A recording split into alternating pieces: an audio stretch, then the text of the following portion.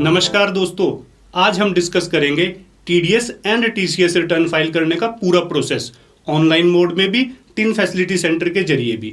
देखिए, TDS return file करना एक बेहद इजी सा काम है, कोई भी इसे खुद कर सकता है। बस जरूरत है इसके बेसिक कॉन्सेप्ट को पहले समझने की, जैसे कि टीडीएस रिटर्न फाइल करने का मेन पर्पस क्या होता है, इसके जरिए कौन सी इंफॉर्मेशन गवर्नमेंट को चाहिए और उस इंफॉर्मेशन का अल्टीमेटली यूज क्या है।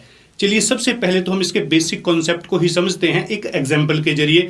सपोज करो हमारा एक बिजनेस है जिसका नाम है अकाउंटेंट्स क्लब, और अगर हम कोई पेमेंट ऐसे एक्सपेंसेस की करते हैं जो कि टीडीएस के दायरे में आते हैं, जैसे कि सैलरी, अदर देन सैलरी के केस में भी बहुत सारे दूसरे एक्सपेंसेस हैं, जैसे कि डिविडेंड, रेंट, कमीशन वगैरह, इनकी लिस्ट को भी हम अलग से स्टडी कर सकते हैं। अब देखिए, इस टाइप की सभी पेमेंट्स हमारे बिजनेस के लिए तो एक्सपेंसेस होती हैं, लेकिन जो पार्टी इनको रिसीव करेगी उनके लिए तो ये इनकम होगी। यानी अब उन्हीं की इनकम में से टैक्स डिडक्ट करके टीडीएस की सेंस में डिपॉजिट कराने की रिस्पॉन्सिबिलिटी हमारी होगी। बट ये अमाउंट जब हम गवर्नमेंट को डिपॉजिट कराते हैं, ये डिपॉजिट होता है हमारी कंपनी के 10 अकाउंट में मंथली चलान्स के जरिए। अब यहाँ पे समझने वाली बात ये है कि एक्चुअल में तो ये टैक्स अमाउंट उन पर्सन्स का है जिनका हमने डिडक्ट किया है। यानी अब यही मेन पर्पस रहता है टीडीएस रिटर्न्स फाइल करने का, जिसके जरिए टैक्स अमाउंट शिफ्ट करते हैं हम डिडक्टीज के पैन अकाउंट में। और इस पूरे प्रोसेस में जो पर्सन टीडीएस से डिडक्ट करता है उसे डिडक्टर, और जिसका टीडीएस से डिडक्ट होता है उसे डिडक्टी कहा जाता है। इस पूरे कॉन्सेप्ट को और बेहतर ढंग से समझने के लिए हम एक एग्जाम्पल लेते हैं। पहले बात करते हैं टीडीएस ऑन सैलरी की। जैसे कि सपोज करो अप्रैल 23 में हमने अपने एम्प्लॉयज ABCD का टीडीएस डिडक्ट किया है। अब ये total TDS amount next month की 7th तक हमें डिपॉजिट कराना होगा। इसी तरह जो टीडीएस हमने मई में डिडक्ट किया है उसे 7 जून से पहले डिपॉजिट करा देंगे, और जो जून में डिडक्ट किया है उसे 7 जुलाई से पहले। अब देखिए, टीडीएस चाहे हम अपने 5 एम्प्लॉयज का डिडक्ट करें या फिर 50 का, लेकिन उसे डिपॉजिट तो एक सिंगल चालान के जरिए ही हम करते हैं, जिसकी वजह से इस पर्टिकुलर क्वार्टर के लिए गवर्नमेंट के पास हमारे इन 3 चालान्स की ही डिटेल होगी। लेकिन इस अमाउंट में किस किस एम्प्लॉय का और कितना कितना शेयर है, ये इन्फॉर्मेशन पोर्टल के पास नहीं होगी। और अब यही डिटेल हमें प्रोवाइड करनी होती है टीडीएस रिटर्न के जरिए। जैसे कि हमारा ये मई मंथ का चालान है, अब ये हमारे 4 एम्प्लॉयज से रिलेटेड है, जिनमें से A का शेयर है 1200, B का 1800, C का 1500, D का 1000। और इसी तरह हमारे जून मंथ का भी इन्हीं 4 एम्प्लॉय से रिलेटेड है। जुलाई की अगर हम बात करें, ये भी 4 पर्सन से ही रिलेटेड है, लेकिन इसमें अब एम्प्लॉय B, C, D और E हैं। और अगर हम इस पूरे क्वार्टर की बात करें तो डिस्ट्रीब्यूशन कुछ इस तरह से है। यानी यही वो मेन इन्फॉर्मेशन है जो प्रोवाइड करेंगे हम सैलरी की टीडीएस रिटर्न में। इसके अलावा अगर हम अदर देन सैलरी की भी बात करें, सपोज करो अप्रैल मंथ में हमने रेंट की पेमेंट पे टीडीएस डिडक्ट किया है, और साथ में कॉन्ट्रैक्ट अमाउंट पे भी। अब रेंट का टीडीएस हम सेपरेट चालान पे सेक्शन 194I में डिपॉजिट कराएंगे और कॉन्ट्रैक्ट का 194C में। और इसी तरह इन्हीं 2 डिडक्टी के लिए मई के भी 2 चालान होंगे, लेकिन जून में रेंट का तो एक ही डिडक्टी है, बट कॉन्ट्रैक्ट के केस में 2 हैं। अब इन्हीं 6 चालान्स की डिडक्टी वाइज डिटेल हमें अपने फॉर्म नंबर 26 के में कुछ इस तरह से देनी है। इसके अलावा अगर हम टीडीएस रिटर्न्स की बात करें तो उसके भी कुल मिला के 4 अलग अलग फॉर्म्स हैं। सैलरी के केस में स्टेटमेंट फाइल की जाती है फॉर्म 24 के ऊपर, और अदर देन सैलरी जितने बाकी एक्सपेंसेस हैं उनकी स्टेटमेंट फाइल होती है फॉर्म 26 के ऊपर। और जब हम टीडीएस किसी नॉन रेजिडेंट का डिडक्ट करते हैं तो फिर हमारी स्टेटमेंट फाइल होती है 27 के ऊपर। और अगर हम टीसीएस की बात करें तो उसकी रिटर्न फाइल होती है 27E के ऊपर। लेकिन रिटर्न प्रिपेयर करने से लेके फाइल करने तक का प्रोसीजर सभी केसेस में ऑलमोस्ट एक जैसा ही है। और अगर हम किसी पर्टिकुलर क्वार्टर में एक से ज़्यादा कैटेगरी के अंडर टीडीएस डिडक्ट करते हैं तो फिर उनकी स्टेटमेंट भी अलग अलग ही फाइल होगी। ये सभी रिटर्न्स क्वार्टरली बेसिस पे फाइल होती हैं, जिनकी ड्यू डेट कुछ इस तरह से है। और अगर हम इन्हें ड्यू डेट तक फाइल नहीं करते तो फिर 200 रुपीज़ पर डे पेनल्टी भी है। देखिए, अब तक की हमारी डिस्कशन से एक बात तो बिल्कुल क्लियर हो जाती है कि टीडीएस की रिटर्न प्रिपेयर करने में मेन रोल उन चालान्स का होता है जो हमने उस पर्टिकुलर क्वार्टर के लिए डिपॉजिट कराए हैं, क्योंकि अल्टीमेटली इसी अमाउंट को ही हमने डिडक्टी के अकाउंट में ट्रांसफर करना होता है रिटर्न के जरिए। तो चलिए, अब हम रिटर्न फाइल करने का प्रैक्टिकल प्रोसेस शुरू करते हैं, लेकिन उससे पहले हम उन चालान्स को एक बार देख लेते हैं जिनको बेस लेके हम ये रिटर्न प्रिपेयर करेंगे। देखिए, कुल मिला 4 चालान्स हैं, जिनमें से पहला है ये अप्रैल 23 की पेमेंट से रिलेटेड, जिसमें हमने अपने लैंडलॉर्ड मिस्टर ए का रेंट की पेमेंट पे टीडीएस डिडक्ट किया है, और फिर इसको 7 मई को डिपॉजिट कराया है अंडर सेक्शन 194I। और बिल्कुल इसी तरह ही मई के मंथ में जो हमने टीडीएस डिडक्ट किया है उसको अंडर सेक्शन 194I 7 जून को डिपॉजिट कराया है, जिसकी डिटेल हमारी स्क्रीन पे है। एंड देन जून 23 के रेंट का TDS हमने 7 जुलाई को डिपॉजिट कराया है। लेकिन इसी मंथ में रेंट के अलावा सेक्शन 194C में कॉन्ट्रैक्ट पे भी हमने 2 पर्सनस का TDS डिपॉजिट कराया है, जिसकी पेमेंट हमने 31 जुलाई को की है ड्यू डेट के बाद, लेकिन इंटरेस्ट के साथ। यानी इस क्वार्टर में कुल मिला के ये 4 चालान्स हैं जिनके लिए हम रिटर्न प्रिपेयर करेंगे। देखिए, TDS रिटर्न फाइलिंग प्रोसेस को बिल्कुल सिंपल बनाने के लिए सबसे पहले हम एक काम कर सकते हैं, और वो काम है पेमेंट डिटेल की समरी कुछ इस तरह से तैयार करना। वैसे तो इसमें ये वो सारी इन्फॉर्मेशन है जो अभी हमने डिस्कस की थी, लेकिन इसको हमने बिल्कुल वैसे तैयार किया है जैसे कि रिटर्न की रिक्वायरमेंट होती है। लेकिन इसके साथ साथ हमें कुछ और इन्फॉर्मेशन भी चाहिएगी, जैसे कि डिडक्टर की, जिसमें मेनली कंपनी का नाम, address, tan number, pan number, और साथ में जो हमने इससे पहले TDS की रिटर्न फाइल की है उसका रिसिप्ट्स नंबर। डिडक्टर के साथ साथ हमें उस अथोराइज्ड पर्सन की डिटेल भी चाहिए जो कि रिस्पॉन्सिबल है TDS की रिटर्न फाइल करने के लिए, जैसे कि उसका नाम, डेजिग्नेशन, एड्रेस, पैन नंबर और मोबाइल। अब यहाँ पे ऑलमोस्ट वो सारी इन्फॉर्मेशन अवेलेबल है जिसकी ज़रूरत हमें TDS रिटर्न प्रिपेयर करने में पड़ेगी। तो चलिए अब हम शुरू करते हैं रिटर्न तैयार करने का प्रोसेस। वैसे तो TDS की रिटर्न बनाने के लिए कुछ थर्ड पार्टी सॉफ्टवेयर्स भी मार्केट में अवेलेबल हैं, लेकिन इनकम टैक्स डिपार्टमेंट ने हमें जावा बेस्ड यूटिलिटी प्रोवाइड की है, जो कि न सिर्फ फ्री ऑफ कॉस्ट अवेलेबल है, बल्कि इसके जरिए रिटर्न प्रिपेयर करना भी एक बहुत ईजी काम है। चलिए इस यूटिलिटी को डाउनलोड करने के लिए इसका कीवर्ड हम गूगल पे सर्च कर लेते हैं, और फिर इस लिंक पे क्लिक करने से टैक्स नेटवर्क इन्फॉर्मेशन की ये वेबसाइट ओपन हो जाएगी, जिसमें यहाँ नीचे हमें ETDS, ETCS, RPU यानी रिटर्न प्रिपरेशन यूटिलिटी का ऑप्शन मिलेगा। साथ में इससे रिलेटेड इन्फॉर्मेशन भी यहाँ पे अवेलेबल है, और यहाँ पे ये डाउनलोड लिंक है इस यूटिलिटी के लेटेस्ट वर्जन का, जिसके फीचर्स की डिटेल इस लिंक पे क्लिक करके हम देख सकते हैं। देखिए, ये जो करंट वर्जन है 4.7, ये 1 सितंबर 2023 को रिलीज हुआ है, और इसमें क्या कुछ लेटेस्ट अपडेट हुआ है उसकी सारी इन्फॉर्मेशन यहाँ नीचे हमें मिल जाएगी फॉर्म वाइज। वैसे तो इस यूटिलिटी के लेटेस्ट वर्जन अपडेट होते ही रहते हैं, लेकिन रिटर्न प्रिपेयर करने के प्रोसीजर में कोई चेंज नहीं आता। तो चलिए इस लिंक पे क्लिक करके यूटिलिटी को हम डाउनलोड कर लेते हैं, और अब जैसे कि हम यहाँ पे देख सकते हैं इस डाउनलोड फोल्डर में ये अवेलेबल है। चलिए अपनी थोड़ी कन्वीनियंस के लिए इसको यहाँ से हम शिफ्ट करते हैं डेस्कटॉप पे एक नए फोल्डर में, जिसका नाम भी हम रख लेते हैं TDS रिटर्न। और अब जैसे ही इस फोल्डर को हम ओपन करते हैं तो इसकी सारी फाइल्स हमें यहाँ पे नजर आएंगी। क्योंकि ये एक जावा बेस्ड यूटिलिटी है, इसलिए इसको रन करने के लिए हमारे सिस्टम पे जावा इंस्टॉल्ड होना चाहिए, और इस यूटिलिटी को रन करने के लिए फोल्डर में हमें एक एग्जीक्यूटेबल फाइल मिलेगी TDS_RPU_ वर्जन नंबर। इस पे क्लिक करते ही यूटिलिटी रन हो जाएगी, जिसके बाद स्क्रीन कुछ इस तरह से आएगी। देखिए, ये TDS और TCS की कॉमन यूटिलिटी है। इसी के जरिए हम form number 24Q, 26Q, 27Q, 27EQ prepare कर सकते हैं, रेगुलर रिटर्न प्रिपेयर करने के लिए भी और साथ में करेक्शन के लिए भी। यानी अब यहाँ सबसे पहले हमें अपना रेलिवेंट रिटर्न फॉर्म सेलेक्ट करके रेगुलर या फिर करेक्शन को सिलेक्ट करना है, एंड देन क्लिक करना है कंटिन्यू पे। जिसके बाद ये रिटर्न फॉर्म ओपन हो जाएगा, और इसमें कुल मिला के 3 मेन पेज हैं, जिसमें पहला है फॉर्म जो कि है जर्नल इन्फॉर्मेशन और डिडक्टर की डिटेल के लिए, एंड देन चलान है पेमेंट की डिटेल के लिए, और फिर अनेक्चर 1 डिडक्ट की डिटेल के लिए। इसके साथ एक टैब और भी है अदर सर्विसेज ऑफ टिन का, जिसमें हमें जस्ट कुछ क्विक लिंक मिलेंगे। इन सभी सर्विसेज के लिए गूगल पे हम डायरेक्टली भी सर्च कर सकते हैं। देखिए, अभी तो हमारी स्क्रीन पे फॉर्म नंबर 26Q ओपन है, लेकिन अगर हम फॉर्म नंबर 27Q को भी ओपन करते हैं तो ये भी बिल्कुल वैसा ही है। इवन अगर हम TCS का रिटर्न फॉर्म 27EQ ओपन करें तो इसमें भी सेम टू सेम वही टैब हैं। इसके अलावा अगर हम सैलरी के केस में फॉर्म नंबर 24Q की भी बात करें तो उसकी भी ये सारी टैब बिल्कुल एज इट इज ऐसे ही हैं। लेकिन सैलरी के केस में डिफरेंस आता है सिर्फ एंड सिर्फ क्वार्टर नंबर 4 की रिटर्न में। इसमें हमारे 2 टैब और ऐड हो जाते हैं, एनेक्चर 2 और एनेक्चर 3, जिसमें हमें अपने सभी एम्प्लॉयज़ की सैलरी की एनुअल डिटेल देनी होती है।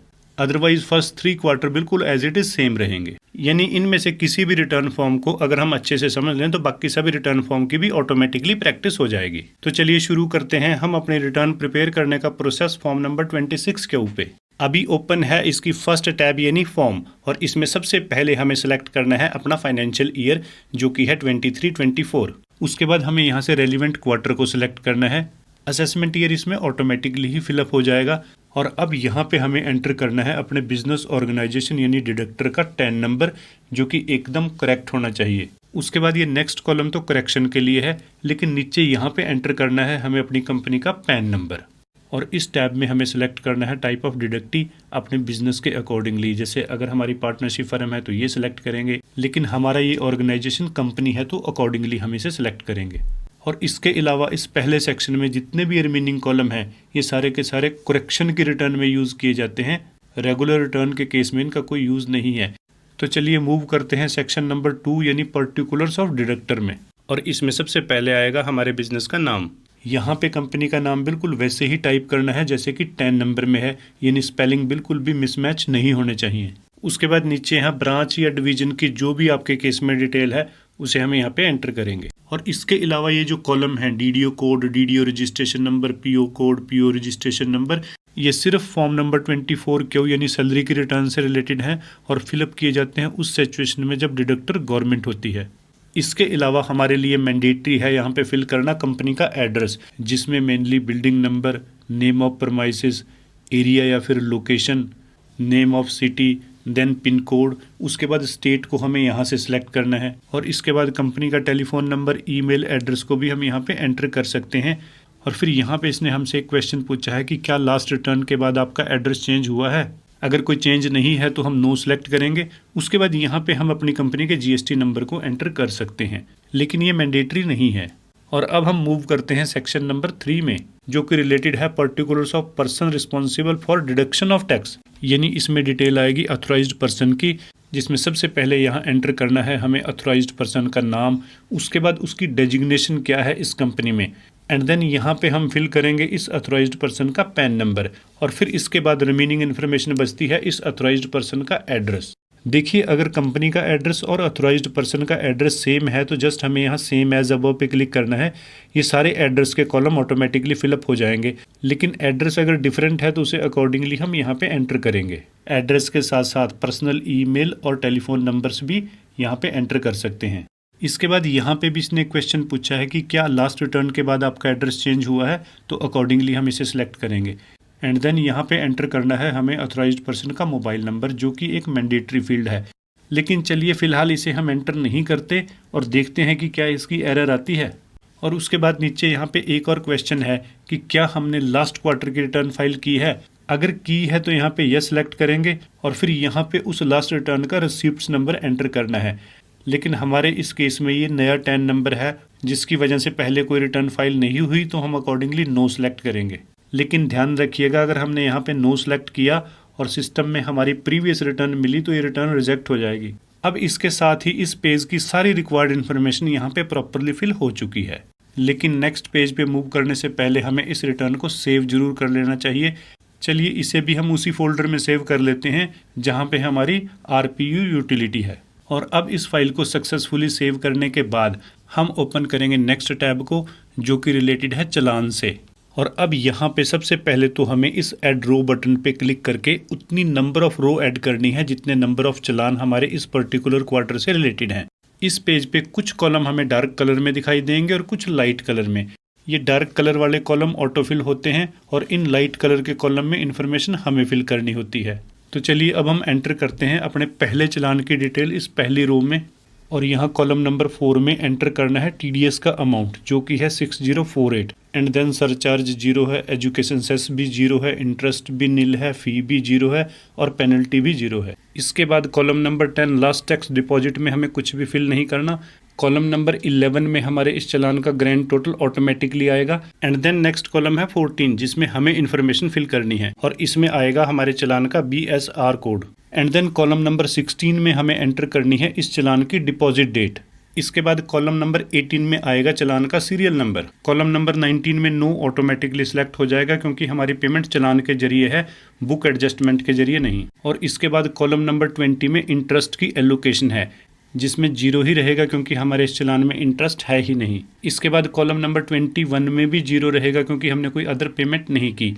एंड देन कॉलम नंबर 22 में हमें सेलेक्ट करना है माइनर हेड ऑफ चालान, जिसमें आएगा 200 क्योंकि ये पेमेंट हमने खुद से की है, किसी डिमांड के अगेंस्ट नहीं है। देखिए अब हमारे इस चालान नंबर 1 की कंप्लीट डिटेल यहाँ पे फिलअप हो चुकी है। और अब हम अपने सेकंड चालान की डिटेल इस लाइन नंबर 2 में बिल्कुल वैसे ही एंटर करेंगे।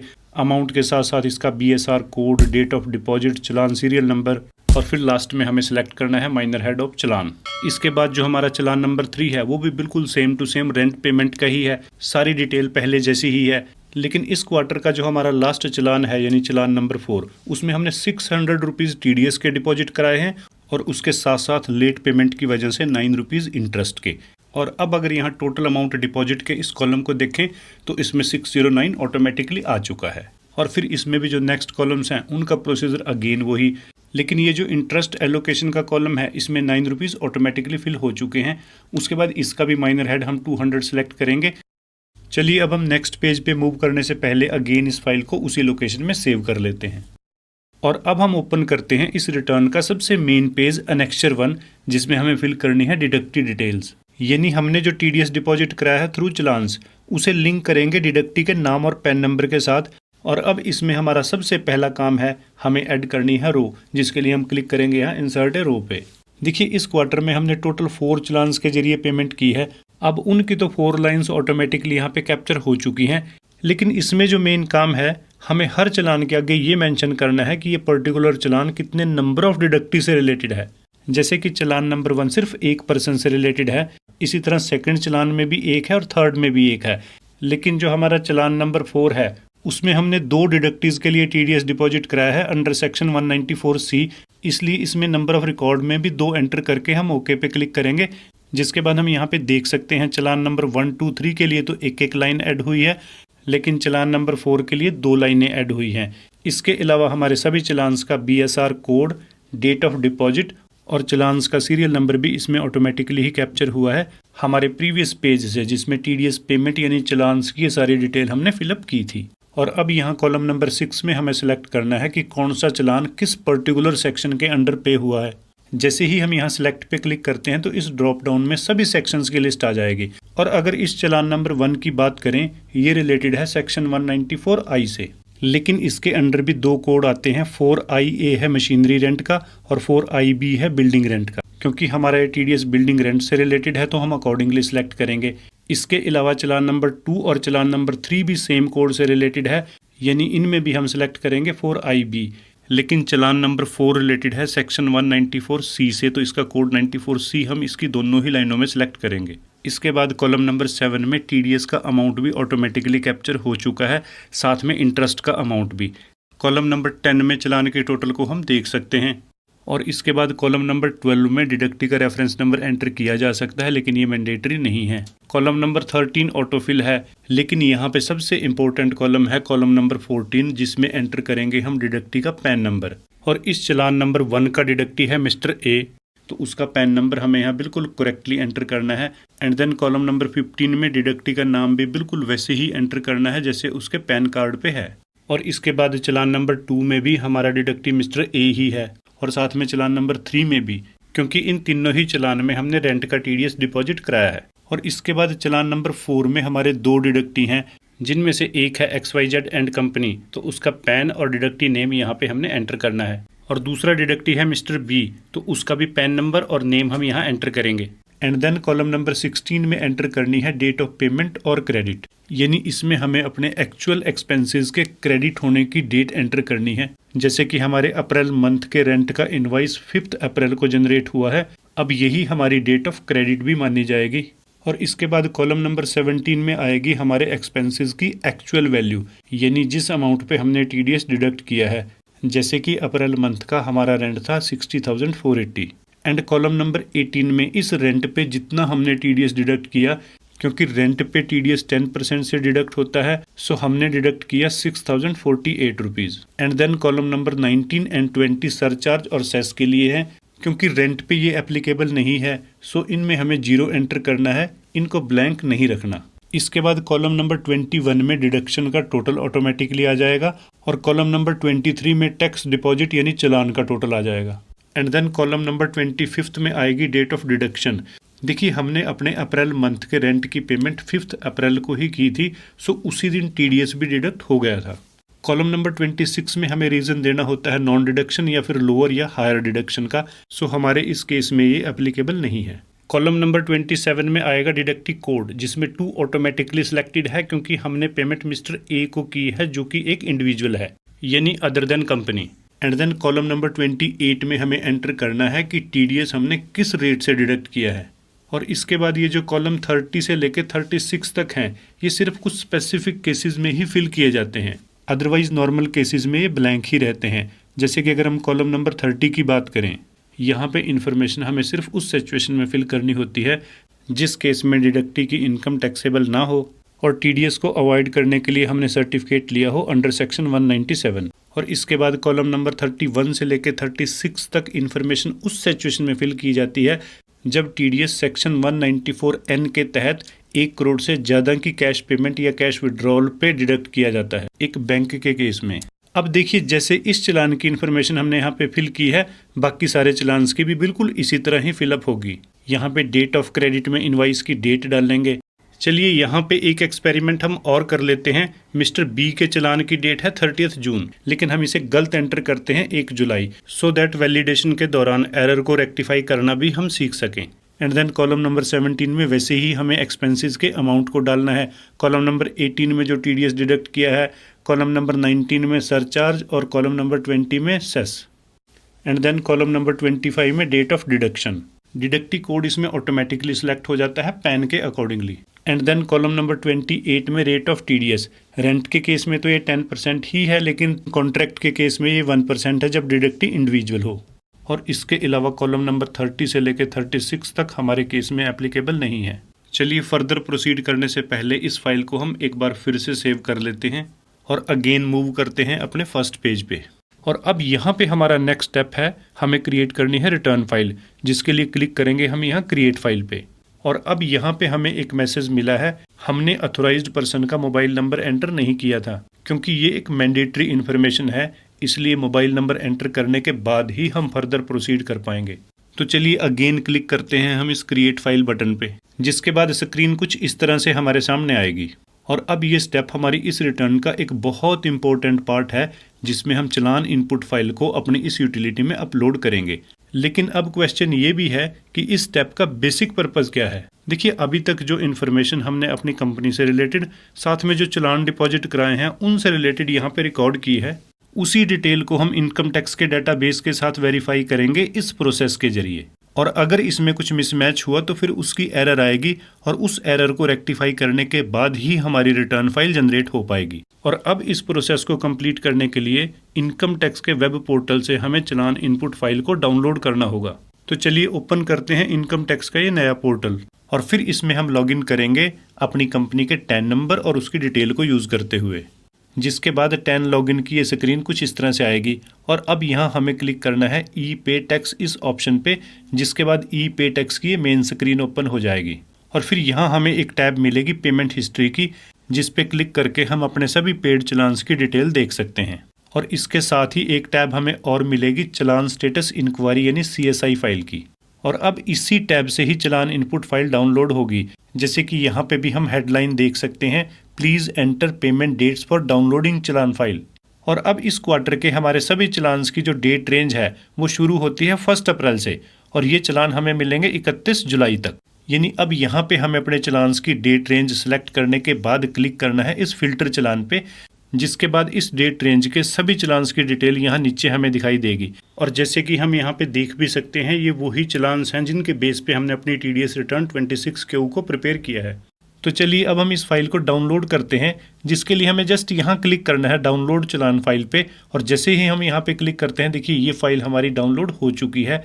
अभी ये फाइल हमारे इस डाउनलोड फोल्डर में है। चलिए अपनी कन्वीनियंस के लिए इस फाइल को भी यहाँ से कट करके हम अपने मेन फोल्डर में लेके जाते हैं डेस्कटॉप पे, जहाँ पे हमारी यूटिलिटी और रिमेनिंग फाइल्स हैं। देखिए अब यही वो फाइल है जिसको अपलोड करेंगे हम अपनी यूटिलिटी में। इस फाइल की एक्सटेंशन है .CSI यानी चलान स्टेटस इंक्वायरी।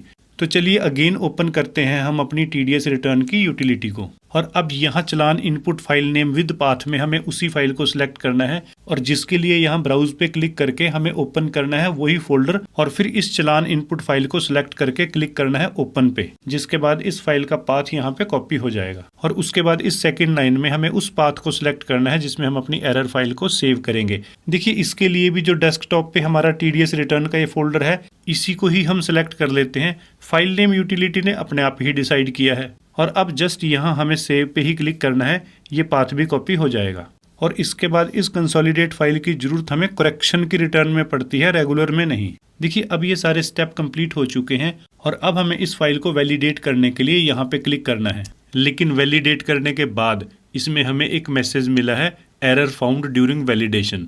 और फिर जैसे ही हम यहाँ ओके पे क्लिक करते हैं, एरर फाइल ऑटोमेटिकली ओपन हो जाएगी और साथ में यहाँ पे हमें उस एरर का रीज़न भी मिलेगा। जैसे कि देखिए यहाँ पे मेंशन है कि चालान नंबर 4 के इस डिडक्टिव नंबर 2 की जो हमने अमाउंट क्रेडिट की डेट एंटर की है वो इस पर्टिकुलर क्वार्टर से बिलोंग नहीं करती। देखिए ये वही मिस्टेक है जो कि हमने जानबूझ के की थी, सो दैट हम रेक्टिफिकेशन का प्रोसीजर समझ सकें। और अब इस एरर को रेक्टिफाई करने के लिए इसे हम क्लोज करेंगे और ओपन करेंगे डिडक्टिव डिटेल का वही पेज। एंड देन हमें जाना है चालान नंबर 4 के डिडक्टिव नंबर 2 की उसी लाइन में जो कि रिलेटेड है पेमेंट क्रेडिट से। देखिए ये वो कॉलम है। अब यहाँ पे हमें डेट चेंज करनी है 30 जून, जो कि हमारी एक्चुअल क्रेडिट की डेट थी। इसके साथ ही ये एरर भी रेक्टिफाई हो जाएगी। तो चलिए अगेन ट्राई करते हैं हम अपनी रिटर्न फाइल जनरेट करने की, जिसके लिए फिर से हम इसी क्रिएट फाइल पे क्लिक करेंगे और यहाँ हमें फिर से एक मैसेज मिला है कि आपकी एरर फाइल ऑलरेडी एग्जिस्ट करती है। बस इसको ही हमें रिप्लेस करना है एरर रेक्टिफाई करने के बाद। और इसके साथ ही हम यहाँ पे मैसेज देख सकते हैं, हमारी रिटर्न फाइल सक्सेसफुली वैलिडेट हो चुकी है। ओके पे क्लिक करने से हमें एक मैसेज और मिला है कि रिटर्न सक्सेसफुली फाइल होने के बाद इसका स्टेटस हम NSDL की वेबसाइट पे देख सकते हैं। अब अगेन जैसे ही इस ओके पे हम क्लिक करते हैं, हमारा वो फोल्डर ओपन हो जाएगा जहाँ पे रिटर्न फाइल सेव हुई है। देखिए ये जो FVU एक्सटेंशन वाली फाइल है, यही हमारी एक्चुअल रिटर्न फाइल है जो कि हमें सबमिट करनी है डिपार्टमेंट को।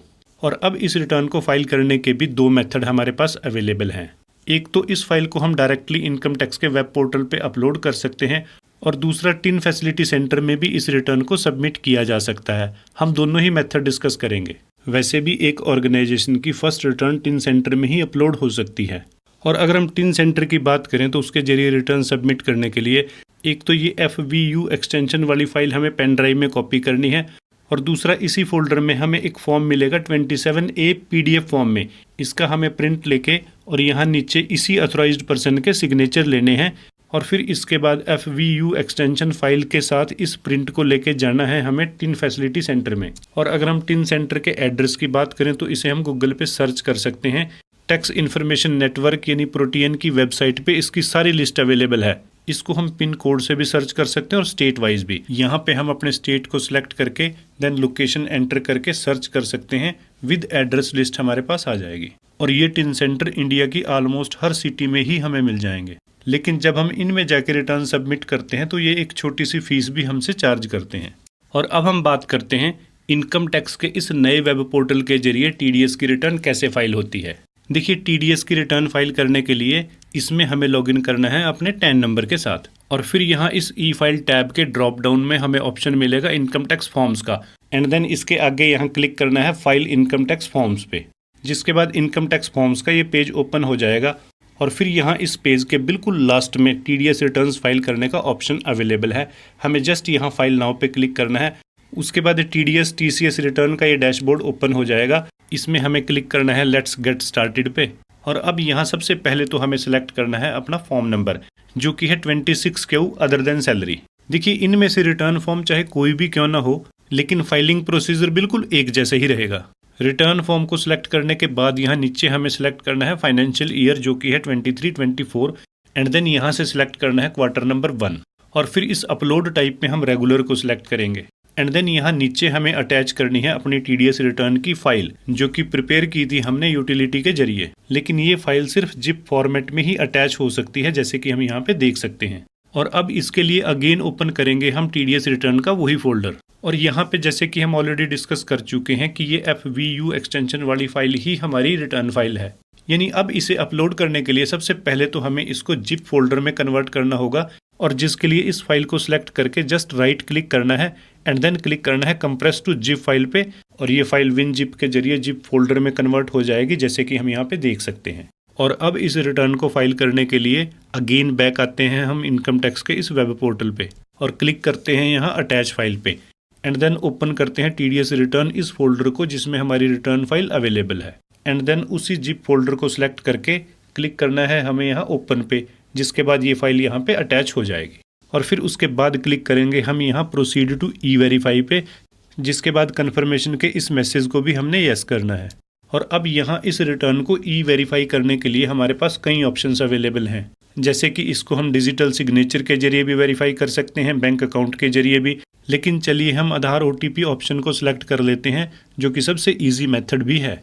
और अब यहाँ कंटिन्यू पे क्लिक करके हमें जनरेट करना है आधार OTP, एंड देन एक नॉर्मल प्रोसीजर के अकॉर्डिंगली ही यहाँ OTP एंटर करके हमें करना है validate, and then again confirmation का ये मैसेज हमारे सामने आएगा। और जैसे ही हम यस पे क्लिक करते हैं, हमारी ये रिटर्न सक्सेसफुली सबमिट हो जाएगी। रिटर्न फाइल करने के बाद इसका स्टेटस भी हम डैशबोर्ड पे जाके चेक कर सकते हैं, जिसके लिए ओपन करना है ये व्यू फाइल्ड फॉर्म्स का पेज, और फिर यहाँ पे हमें अपनी रिटर्न और उसका स्टेटस दिखाई देगा। वैसे रिटर्न फाइल करने के कुछ दिन बाद उसका स्टेटस हमें जरूर चेक करना चाहिए कि वो सक्सेसफुली प्रोसेस हुई है कि नहीं। इवन अगर टिन सेंटर में भी रिटर्न फाइल की गई है तो भी उसका स्टेटस हमें यहीं दिखाई देगा। और रिटर्न के स्टेटस के साथ साथ इसकी एक्नॉलेजमेंट रिसीप्ट्स को भी हम यहीं से डाउनलोड कर सकते हैं। होप सो अब आप TDS की रिटर्न को खुद से फाइल कर पाओगे। अपने सजेशन और कमेंट हमें जरूर लिख भेजिएगा। साथ में चैनल को सब्सक्राइब करना मत भूलिएगा। अकाउंट्स और टैक्सेशन के एडवांस कोर्सेज के लिए आप हमारी वेबसाइट भी विजिट कर सकते हो। इस सेशन में इतना ही। Thank you very much.